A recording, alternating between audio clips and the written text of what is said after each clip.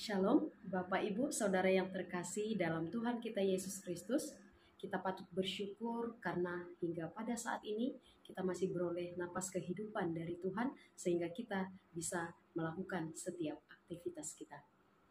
Bapak Ibu, Saudara yang terkasih, adakah pergumulan atau permasalahan yang sedang muncul di dalam kehidupan kita?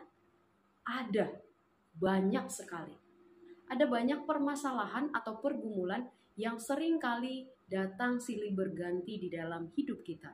Ada masalah keuangan ekonomi, ada masalah keluarga, ada masalah pekerjaan, dan ada masalah jabatan, bahkan masalah yang lain. Nah, permasalahan ini seringkali membuat kita kecewa, seringkali membuat kita putus asa, dan bahkan membuat kita menyerah. Namun kita akan belajar firman Tuhan dari kitab Filipi 4 ayat 13 yang mengatakan, segala perkara dapat kutanggung di dalam Dia yang memberikan kekuatan kepadaku. Ayat ini ditulis oleh Paulus ketika ia sedang berada di dalam penjara. Paulus ini adalah hamba Tuhan yang sangat patuh, yang sangat taat, yang sangat takut dan setia kepada Tuhan. Tetapi dia dipenjara bukan karena melakukan perbuatan dosa. Dia tidak membunuh, tidak mencuri, dan bahkan tidak merampas milik orang lain. Justru Paulus dipenjara karena ia memberitakan Injil. Ia memberitakan firman Tuhan, maka ia dipenjara. Bapak Ibu Saudara, kita bisa bayangkan saat Paulus berada di penjara, tempat yang begitu gelap, tempat yang begitu sempit, dan tempat yang sangat terbatas. Namun kita bisa lihat Paulus ternyata tidak putus asa, Paulus ternyata tidak menyerah. Justru ketika di dalam penjara, dia semakin membuktikan bahwa ia tetap mengandalkan Tuhan di dalam segala perkara yang ia hadapi. Ia percaya bahwa perkara apapun dia akan sanggup hadapi ketika ia ada bersama-sama dengan Tuhan dan Tuhan ada bersama-sama dengan dia. Dari Paulus ini juga kita bisa belajar bahwa permasalahan, bahwa pergumulan itu pasti akan selalu ada di dalam hidup kita. Namun permasalahan dan pergumulan tidak menjadikan kita orang yang berputus asa, tidak menjadikan kita orang yang mudah menyerah. Bapak Ibu Saudara yang terkasih, izinkan saya berbagi pengalaman sekaligus sebagai kesaksian hidup saya dan keluarga. Beberapa tahun yang lalu kami mengalami pergumulan di mana kedua orang tua kami Tuhan panggil. Kami kehilangan ayah dan kami juga kehilangan ibu dari tengah-tengah keluarga kami. Saat itu kami merasa sangat sedih, kami sangat terpukul, kami sangat berduka. Kami merasa Tuhan itu tidak adil. Tuhan itu tidak sayang kepada kami.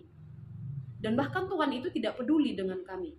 Kenapa justru kami masih membutuhkan kasih sayang, kami masih membutuhkan didikan, kami masih membutuhkan bimbingan dari orang tua, ayah dan ibu.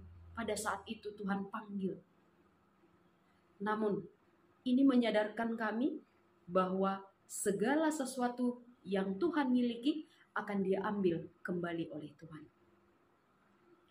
Bapak Ibu Saudara, beberapa waktu berjalan kami masih merasakan sedih. Kami kadang merasa putus asa.